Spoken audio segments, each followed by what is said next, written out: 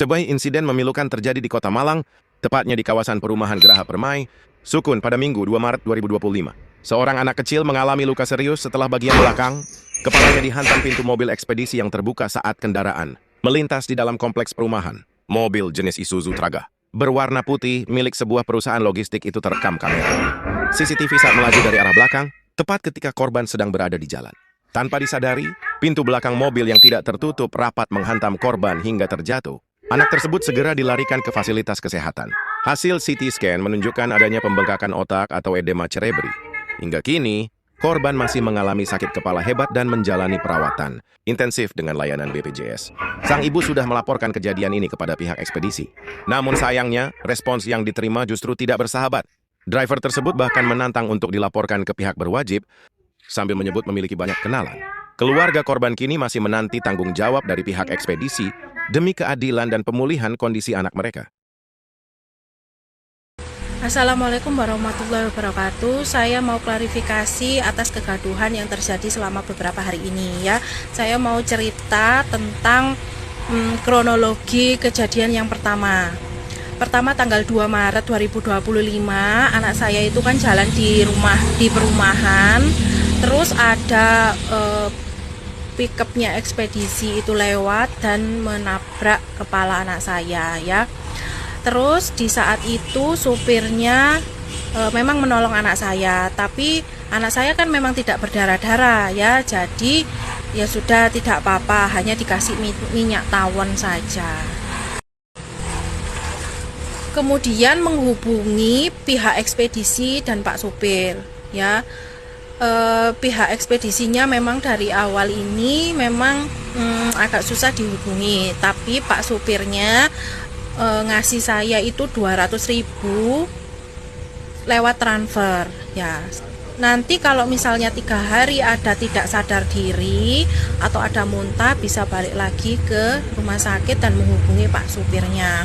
Dan ternyata 3 hari itu tidak ada apa-apa ya, karena kan memang tidak berdarah-darah ya. Lalu di bulan akhir April itu anak saya panas dan sering pusing setiap hari ya, dalam 10 hari itu.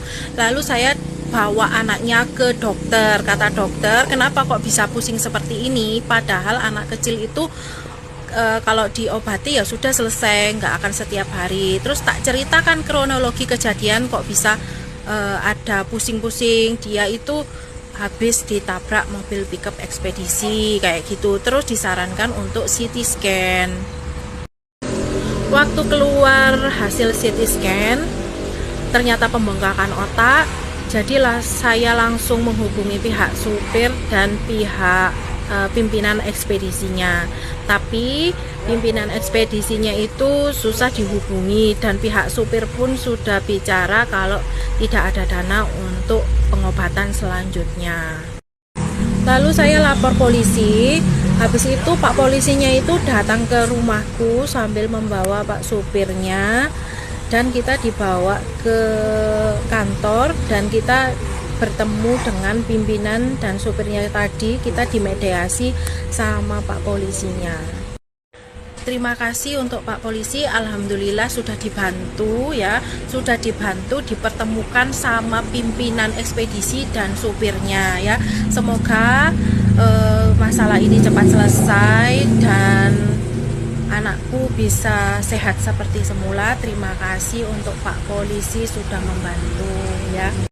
Terima kasih kepada unit Gakum Polres Malang Kota. Terima kasih yang sudah gercep nangani perkara kecelakaan ini ya. Terima kasih sudah membantu.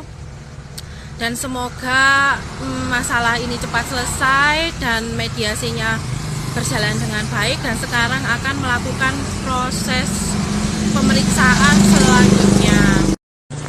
Dan sekarang mau proses pemeriksaan CT scan ulang ya, apakah benar itu pembengkakan otak itu karena kecelakaan yang tanggal 2 Maret ya. Tapi setahu aku Kiana ini setelah kecelakaan itu tidak pernah jatuh lagi, tidak pernah terhantam lagi. Kan dari tanggal 2 Maret itu memang tidak ada muntah pusing lah, tapi kan berjalannya waktu di akhir April dia kok pusing terus, dan CT scan yang ada di Hermina itu membuktikan pembengkakan otak lah. Kan ya apa rek moro-moro pembengkakan otak emang karena apa? Karena ya apa wong terakhir itu ya kecelakaan itu ya, terus makanya itu aku menghubungi pihak ekspedisi dan supirnya gitu.